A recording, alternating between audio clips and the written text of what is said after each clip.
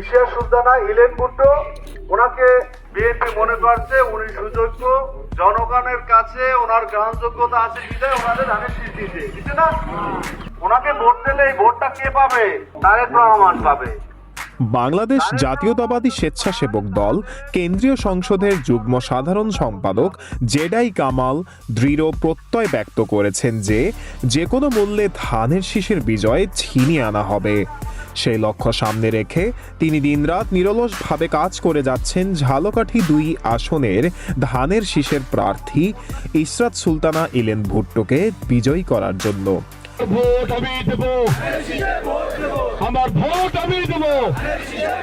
এরই ধারাবাহিকতায় নলছিটি উপজেলার মোল্লারহাট ইউনিয়নের ৬ নম্বর ওয়ার্ডে অবস্থিত বৈশাখিয়া হাই স্কুল মাঠে বিএনপি মনোনীত প্রার্থী ইশরাত সুলতানা ইলেন ভুট্টোর পক্ষে ধানের শীষে ভোট প্রার্থনায় একটি উঠান বৈঠক অনুষ্ঠিত হয়। উঠান বৈঠকে নেতাকর্মীরা আগামী দিনে দেশ ও গণতন্ত্র পুনরুদ্ধারে ধানের শীষের পক্ষে ঐক্যবদ্ধভাবে কাজ করার আহ্বান জানান। তারা বলেন, সৎ ও যোগ্য নেতৃত্ব প্রতিষ্ঠার জন্য ধানের শীষের বিকল্প নেই।